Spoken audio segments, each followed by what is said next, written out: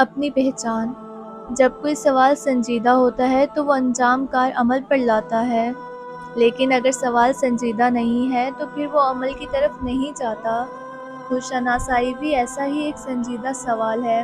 اگر آپ اس سوال کو دل میں رکھ لیتے ہیں اور غور و فکر شروع کر دیتے ہیں تو پھر اللہ تعالیٰ اس کا جواب اشاروں کی صورت میں دیتا ہے۔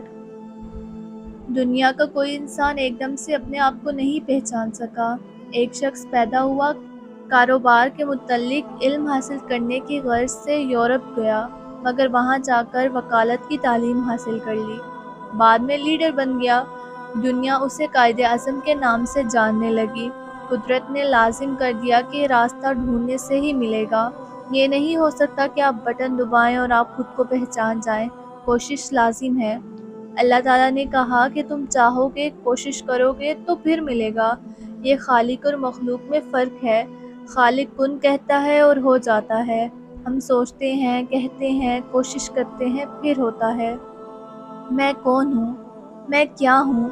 اس سوال کا جواب شعوری کوشش مانگتا ہے۔ سجدے کرنے پڑتے ہیں، کئی جگہ بھاگنا پڑتا ہے۔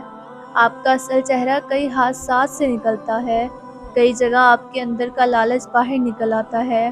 آپ اپنے اندر ہاتھ ڈالتے ہیں تو سانپ نکل آتا ہے۔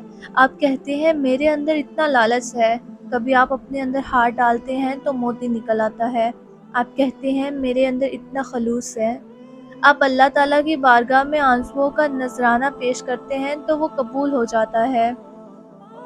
کبھی آپ اپنے اندر ہاتھ ڈالتے ہیں تو شیر نکل آتا ہے۔ آپ کہتے ہیں کہ میں اتنا بہادر ہوں۔ پتہ چلا کہ ساری چیزوں کو اپنے اندر تلاش کرتے کرتے آخرکار وہ اصل چیز مل جاتی ہے۔ اگر آپ اس سوال کے سفر میں بول پڑے تو آپ کے منہ سے نکلتا ہے، بلہا کیا جانا میں کون؟ جب آدمی بن جاتا ہے تو پھر اسے سمجھ آ جاتی ہے کہ نہ میں اور نہ وہ۔ سفر میں اسے یہ سمجھ آتی ہے کہ میں موسیٰ ہوں کہ فرعون ہوں۔ اگر کنارے کے قریب پہنچ جائے تو پتہ لگتا ہے کہ اصل میں کون ہوں۔ پھر آپ اسی نام کے ساتھ انجام کی طرف چل پڑتے ہیں، اسی شناخت کے ساتھ دنیا سے چلے جاتے ہیں۔